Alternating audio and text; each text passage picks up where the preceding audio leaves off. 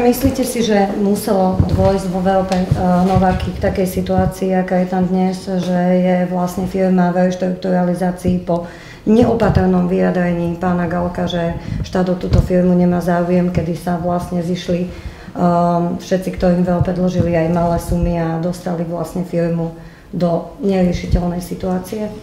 Horná Nitra je veľmi ťažko skúšaným regiónom, čo sa týka aj tej vyššej nezamestnanosti.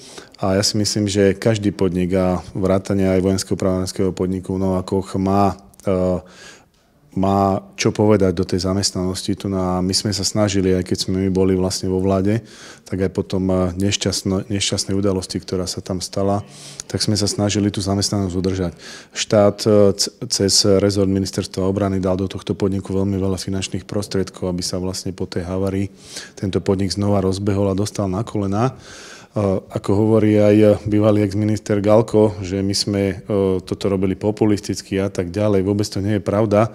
Populistické by to bolo vtedy, kebyže urobíme podobne, ako sa spravil Černobyl, že sa zalial betónom. Som tu kľudne mohol poslať vtedy vrtuľníky a zaliať to celé betónom a povedať dosť, nebude tu žiadna zamestnanosť.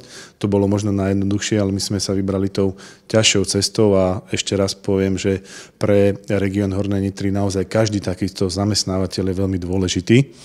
A podľa mňa aj tie vyjadrenia, ktoré tu boli teda ešte koncom minulého roka, nepomohli práve reštrukturalizácii tohto vojenského pravárenského podniku. A si myslím, že budúcnosť tohto podniku záleží na tom, akým spôsobom teda rezort obrany bude jednak komunikovať s tým podnikom, so samotným vojenským pravárenským podnikom, ktorého vlastne je stále 100% akcionárom štát a že tento aj rezort obrany vlastne bude zháňať zákazky pre tento vojenský pravárenský podnik alebo nejaké spoločné podniky vytvorí s inými možno súkromnými spoločnosťami. My sme sa snažili aj vlastne za našej vlády sme nerobili len zákazky z ministerstva obrany, a nežil tento podnik len zo zákaziek z rezortu obrany, ale tento podnik si hľadal naozaj trhy aj niekde inde a zákazníkov inde. A ja som veľmi rád, že sa nám to podarilo nejakým spôsobom tú zamestnanosť tu udržať.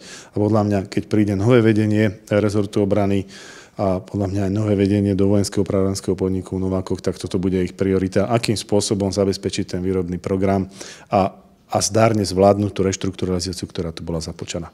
Má teda VOP budúcnosť, pretože tí ľudia sa oprávnene pýtajú, že ako je možné povedať, že to budúcnosť nemá, keď v susednom Česku sú minimálne 3 veľmi prosperujúce firmy, ktoré robia delaboráciu.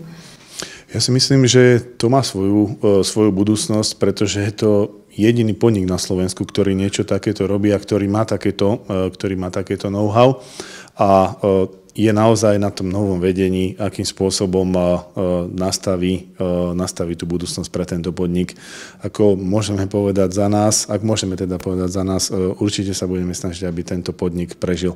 Či to bude už nejaký spoločný podnik, že tam bude možno nejaký taký súkromný investor, tak určite tá zamestnanosť bude naše snahy túto zamestnanosť udržať. Robili sme to vlastne od začiatku, mohli sme to celé zatvoriť potom nešťastie, ale sme sa vybrali tou možno zložitejšou, trnistejšou cestou, ale tú zamestnanosť sme tu určitým spôsobom zachovali.